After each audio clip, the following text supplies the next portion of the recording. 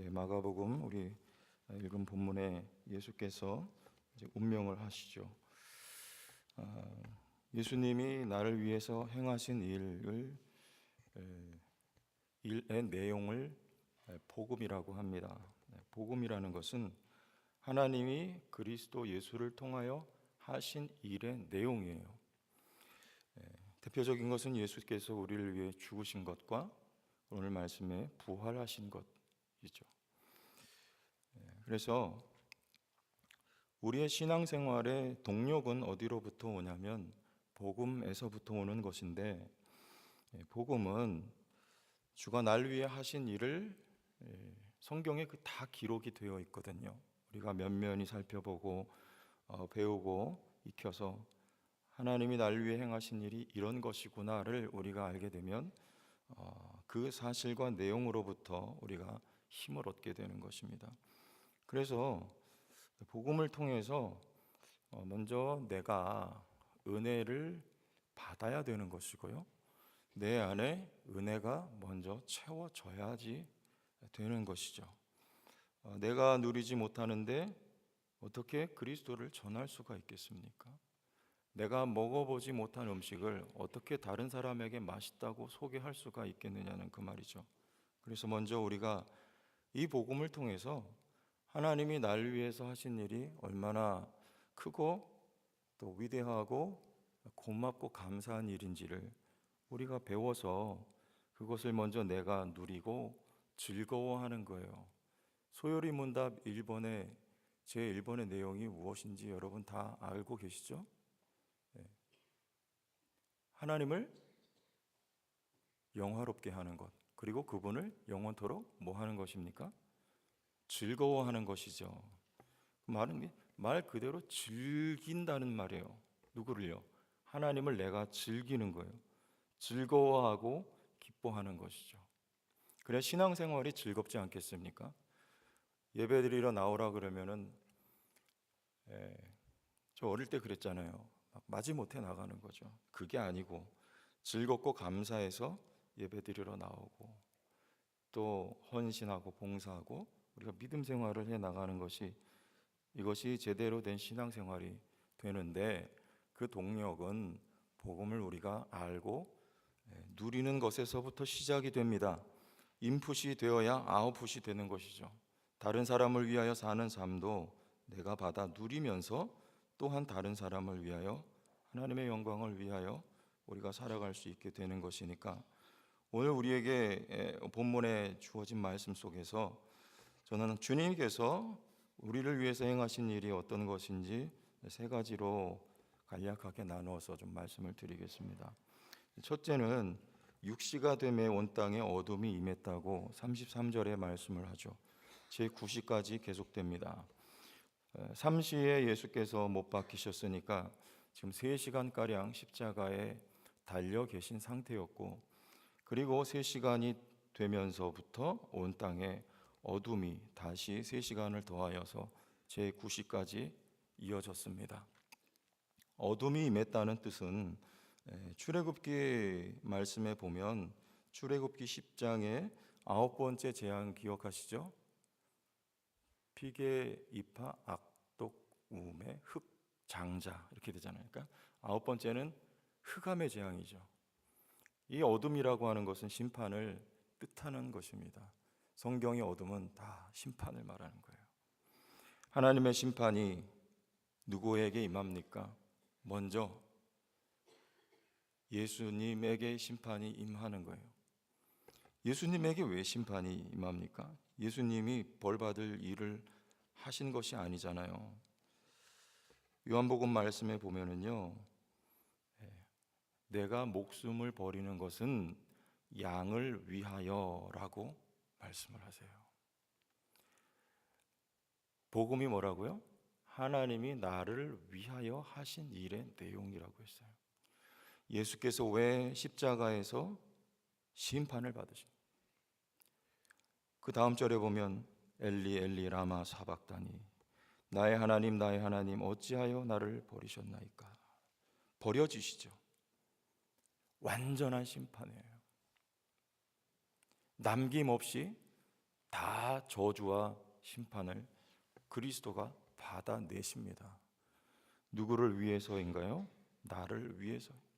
양을 위해서 목숨을 버리시는 예수님, 양을 위하여 심판을 당하시는 예수님이라는 것이죠. 그러면 나와는 무슨 관계가 있겠습니까? 이제 내가 받을 심판이나 저주는 눈꼽만큼도 얼마큼요? 눈꼽만큼도 남아 있지가 않다는 뜻입니다. 믿는 자는요, 심판이나 저주와 관계가 없어요. 신포도주를 마셔요. 같은 맥락에서 이해를 해보세요. 36절에 한 사람이 달려가서 해면에 신포도주를 적시어 갈대에 꿰어 마시게 하고, 해면은 스폰지죠. 스폰지에다가 신포도주를 머금게 해서 예수께 마시게 합니다. 신포도주라고 하는 것은 당시에 아주 값싼 음료였대요. 대중적인 거죠. 여러분, 왕이 값싼 음료를 마셔서 되겠습니까? 그런데 예수님은 왕으로서 이 땅에 오실 때부터 마구간 아니 완전한 하나님이시지만 그가 완전한 사람 성육신 하실 때부터 그는 누추함으로 오신 거예요. 자기 비하죠. 누추해 주신 것이고 초라해 주신 거예요. 이 땅에 오실 때부터 언제까지요? 이 땅에서 운명하실 때까지 누추함과 초라한 일생으로 일관하셨던 분이 예수님이시죠. 누구의 누추함과 초라함일까요? 이사야서 64장 6절 한번 보겠습니다. 무릇 우리는 다 부정한 자 같아서 우리의 의는 다 더러운 옷 같으며 우리는 다 잎사귀같이 시들므로 우리의 죄악이 바람같이 우리를 몰아가나이다. 누가 더럽습니까? 누가 누추하고 초라합니까? 우리의 의는 다 더러운 옷 같은 것입니다. 그러나 그리스도께서 누추함과 초라함을 다 가져가시고 우리의 더러운 옷을 벗겨주시고 의의 옷으로 새롭게 점 없고 흠 없는 옷으로 깨끗하게 우리에게 새롭게 입혀주셨다는 것이죠. 그의 초라함과 그의 누추함과 그의 가난함은 우리로 하여금 부요하게 만들어 주시기 위하여서였던 것입니다. 그리스도의 저주, 그리스도의 버림받으심, 그리스도의 누추함은요, 우리의 축복이며 우리의 구원이며 우리의 부요함을 위한 것인 거예요. 여러분에게는 저주가 하나도 받을 저주가 남지 않았다는 것을 믿기를 바랍니다. 제가 일전에 수련회를 갔었습니다. 그런데 하필이면 수련회 첫날 주 강사 목사님께서 나오셔서 또 첫 마디를 떼시는 그 말씀의 내용이 뭐였냐면, 여러분들 하나님의 말씀에 순종하지 않으면 저주를 받습니다. 딱 이런 말씀을 하셨어요. 그때 제가 그 말을 듣고 충격을 받았습니다. 근데 그분은 저희 신대원의 교수님이셨어요. 제 선생님만 아니었으면 제가 자리에서 일어나서 한 소리를 하려고 그랬어요. 거기 많은 우리 동료들이 함께 동참해 있었고 그런 수련의 장소였는데 몇 년 전입니다. 차마 그렇게 하지는 못하고 제가 그 자리에서 그냥 박차고 일어나가지고, 그때 제 집사람과 저희 가족이 다 함께 있었는데요, 손잡고 나와서 짐을 다 싸가지고 그날로 수련회 시작한 날 집으로 돌아와 버렸어요. 제가 좀 순하게 생겼죠. 의외로 좀 그런 면이 있어요. 네. 근데 왜 그랬냐면요, 저는 그 말이 도무지 납득도 안 되고, 아니 신학교 선생님이라는 분이 어떻게 저런 말을 할 수 있나, 그리고 거기 많은 하나님의 자녀들 앞에 놓고 여러분들이 순종하지 않으면 저주를 받습니다, 이렇게 말을 하는데요, 그건 여러분 틀리잖아요. 여러분, 누가 자기 자식을 저주하는 부모가 어디 있습니까? 제가 일어서서 그렇게 말하고 싶은 마음이 굴뚝 같았어요. 교수님은 자식이 순종하지 않으면 저주하십니까? 하나님이 자기 피값으로 산 하나님의 자녀들을요 저주하시는 하나님이십니까? 아니죠. 우리가 아니고 독생자 외아들 위에 모든 저주를 다 내리시고요, 우리를 위하여서, 그리고 우리에게는 하늘의 복을 더하여 주신 우리 하나님 아버지예요. 우리가 이 땅을 살아가면서 받는 저주스러운 일들은 과연 무엇일까요? 야고보서 말씀 한번 보시죠. 1장 2절과 4절에 2절부터 4절까지 나옵니다. 내 형제들아, 너희가 여러 가지 시험을 당하거든 온전히 기쁘게 여기라. 뭐라고 합니까? 1절에 여러 가지 시험을 당하거든. 저주가 아니고요, 여기 시험이라는 말은요 영어 성경에 거의 다 시련이라고 번역했어요. 3절, 이는 너희 믿음의 시련이 인내를 만들어내는 줄 너희가 알미라. 4절, 함께 인내를 온전히 이루라. 이는 너희로 온전하고 구비하여 조금도 부족함이 없게 하려 함이라. 아멘. 시련은, 머리가 나쁘니까 좀 보여주세요. 4절, 시련은요 우리로 하여금 인내하게 해요.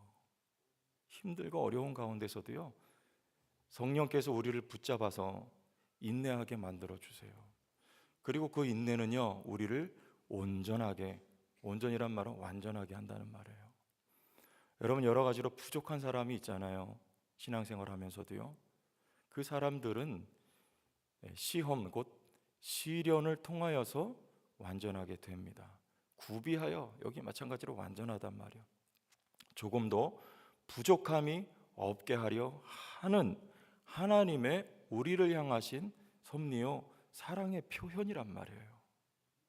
하나님은 자기 백성들을 저주하는 분이 아니고요, 단지 연단하시고 시련을 통과하여서 우리를 부족함이 없는 하나님의 백성으로 오늘도 만들어가고 계시다는 것을 여러분들 믿으시기를 바랍니다. 저주와 관계없어요. 그리스도에게, 우리에게 있었던 모든 부정적인 요소들은 다 전가됐습니다. 다 넘어갔어요. 믿으세요. 여러분 안에 어떤 부정적인 요소가 있다면 여러분들 거절하십시오. 그리고 내어 쫓으세요. 어둠의 세력아 예수의 이름으로 떠나갈지어다 라고 말해요. 나하고 관계가 없는 거예요. 그리스도가 다 해결하셨어요.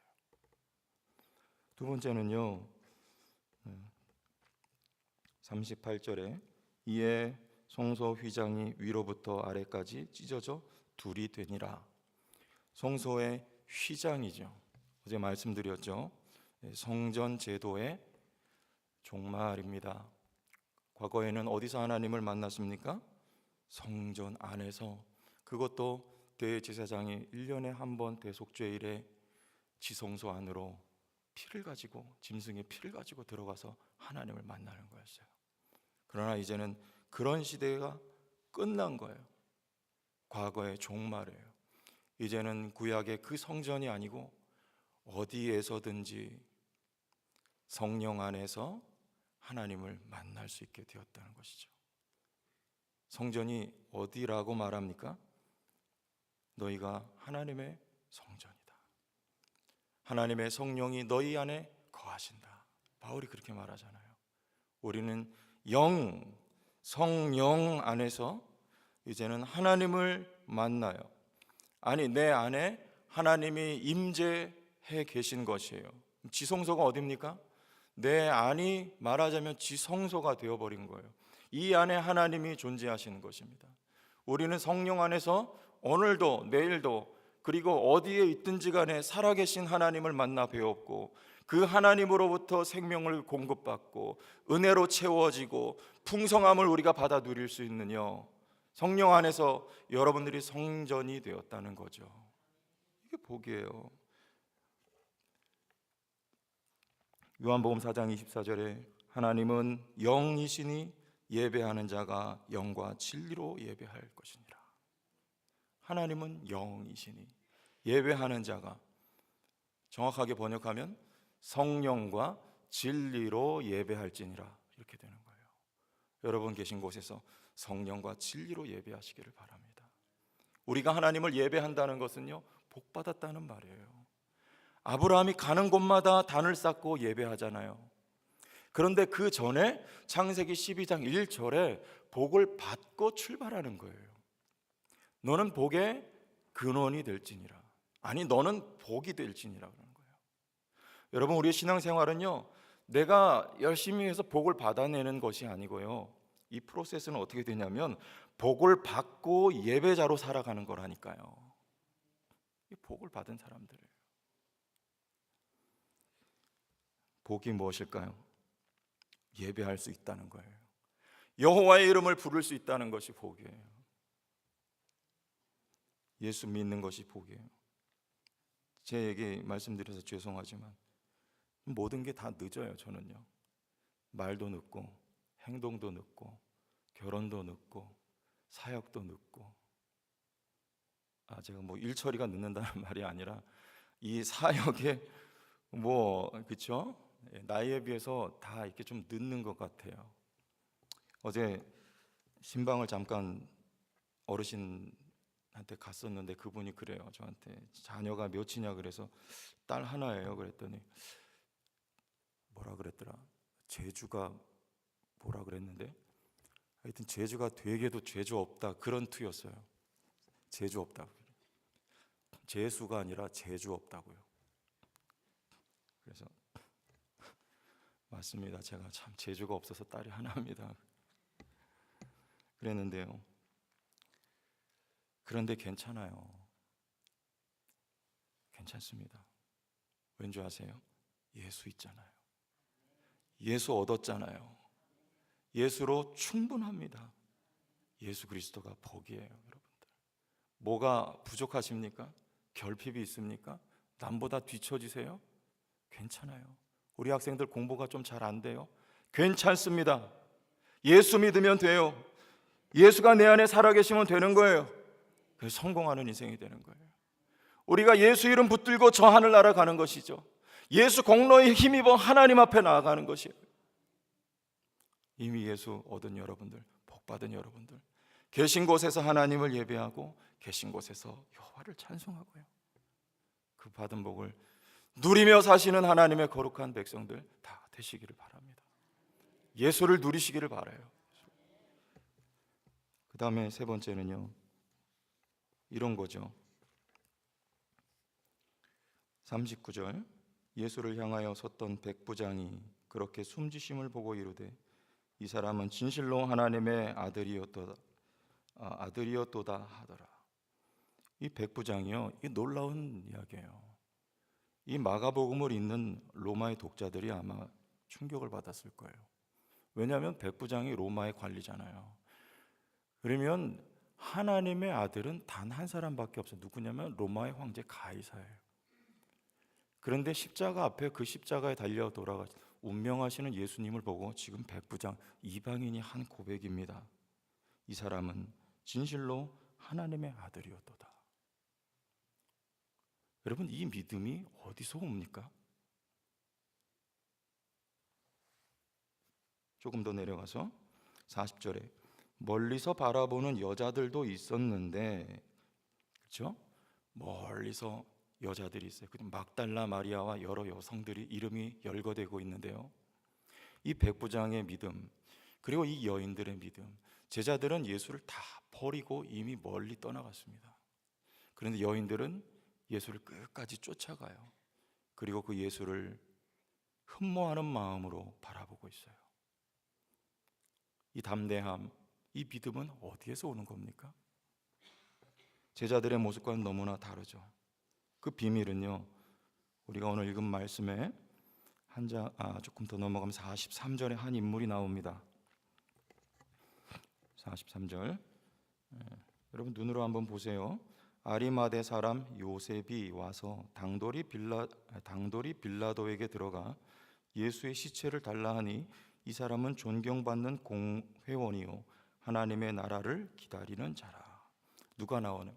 아리마대 사람 요셉이 나오죠. 이 사람이 예수의 시체를 빌라도 앞에 가서 달라. 이 담대함이 어디서 나옵니까? 공회원이래요. 산헤드린 공회원은요, 사법기관의 요원입니다.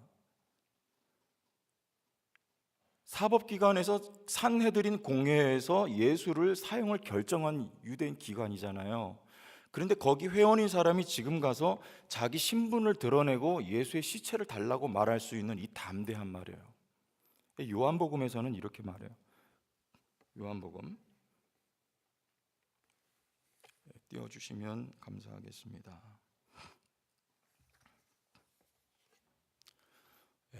19장 38절이죠. 아리마대 사람 요셉은 예수의 제자이나 누굽니까? 예수의 제자였어요. 유대인이 두려워 그것을 숨기더니, 그렇죠, 공회원인데 지금 시점까지는 자기 신분을 철저하게 감췄습니다.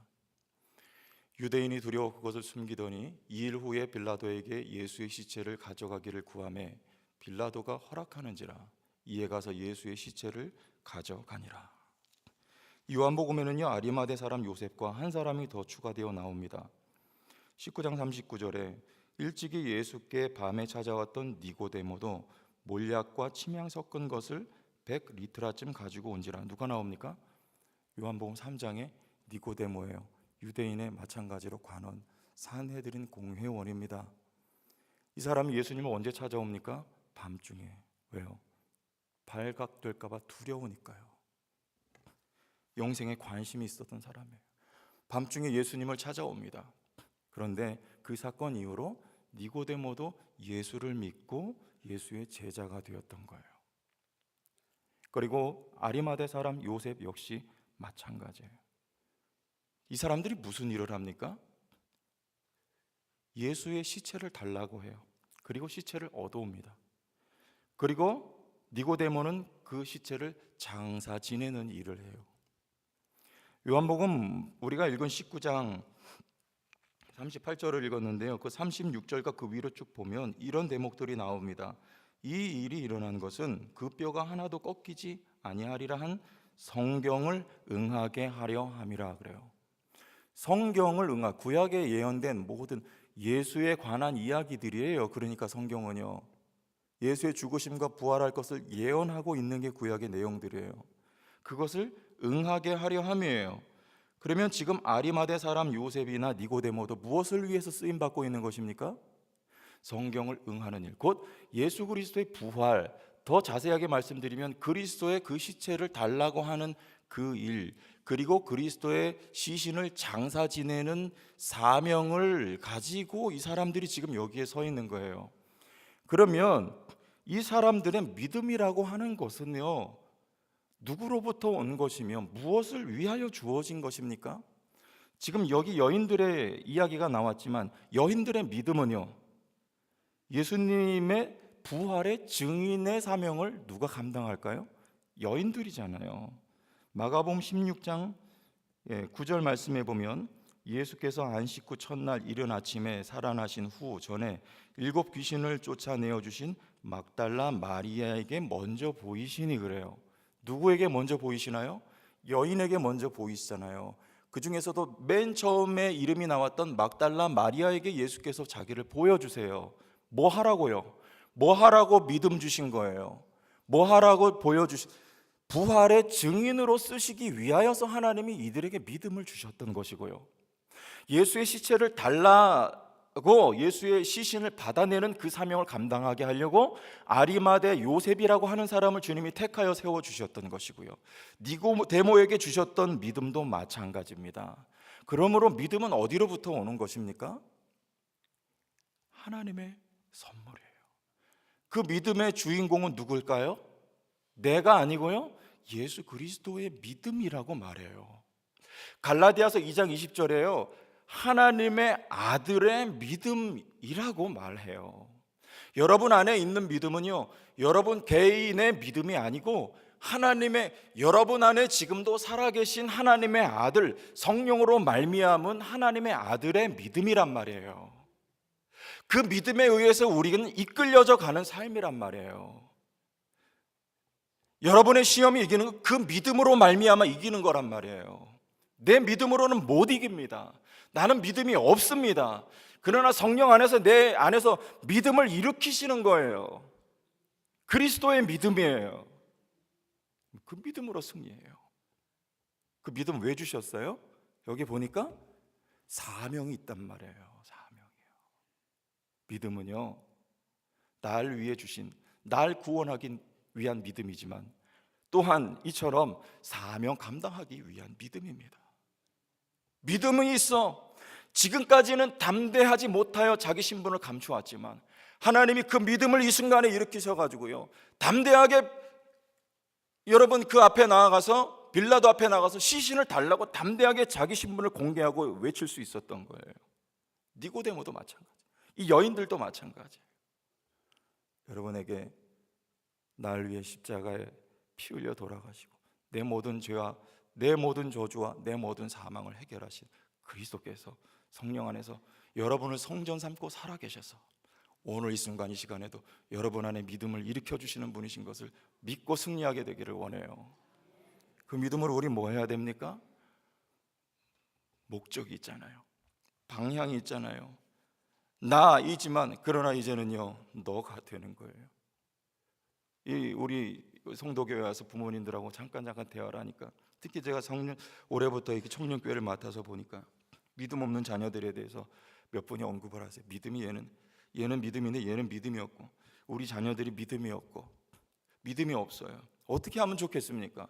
어떻게 하면 믿음을 이들에게 믿음이 있게끔 할 수가 있겠어요? 야단친다고 될까요? 너 교회 나가라고 푸시한다고 될까요? 믿음이 생길까요? 어느 정도 어릴 땐 그런 게 필요하죠. 다 자란 청년들에게 그 통하지 않는 거예요. 어떻게 해요? 믿음은 하나님의 선물이에요. 그들에게 하나님 믿음을 주실 것을 믿으시길 바랍니다. 하나님이 믿음을 주시는 거예요. 그러나 아직 때가 안 된 거예요. 하나님이 그들을 통하여 뭔가를 일하실 때가 되면 그 이전에 하나님이 그들에게 믿음을 일으키실 것입니다. 그 믿음 주셔서 그들로 그 사명을 감당하게 하실 거예요. 그때까지 누가 그를 도우면 돼요? 믿음 있는 내가 도우라는 것입니다. 하나님이 나에게 믿음을 왜 주셨을까요? 믿음 없는 그들을 섬기고 도우라고 주신 것이죠.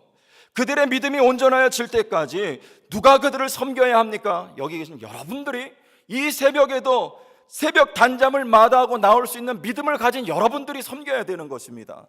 그들을 위하여 오늘도 눈물로 기도할 줄 알아야 되는 거예요. 부모가요, 믿음 없는 자녀를 위하여서 눈물로 기도하는 것이죠. 어디로부터 믿음이 오는가? 하나님으로부터 오는데, 하나님 내 자녀에게 믿음 달라고요. 그래서 이 땅을 살아가면서 거룩한 사명을 감당하는 자녀가 되게 해달라고요. 우리 교육기관의 아이들이 되게 해달라고요. 기도하는 거예요. 우리 성도교를 하나님 왜 이곳에 세워주셨습니까? 왜 한때 불이 타오르듯 한 부흥의 역사를 이곳에 허락하셨느냐 말이에요. 우리 교회 우리끼리가 아니에요. 과거를 생각해 보니까 그때는 재밌고 좋았다. 물론 부흥의 역사가 일어날 때 재밌고 즐겁고 좋죠. 그러나 우리 즐겁고 재밌는 것뿐만 아니라 저 열방을 향하여 복음 들고 나아가라고 성도교회를 이곳에 세워주신 것 아닐까요? 힘있게 사명 감당하는 믿음의 교회, 성령의 충만한 성도교회로서요, 온 세계 열방 가운데 나가 복음을 전하고 제천 지역을 복음화시키라고 이곳에 세워주신 믿음 주신 하나님이신 것을 이 아침에 기억하시고 주의 은혜 누리시는 살아가는 승리하는 백성들이 다 되시기를 예수님의 이름으로 축원합니다. 하나님 아버지 감사합니다. 날 위해 행하신 일들을 우리가 더욱 배우고 깨우쳐 내 안에 주어진 그 은혜 감사하여서 나도 죽기까지 주 앞에 충성하며 헌신하는 아리마대 요셉같이, 니고데모같이, 여인들같이 살게 붙잡아 주시옵소서. 예수님 이름으로 기도합니다. 아멘.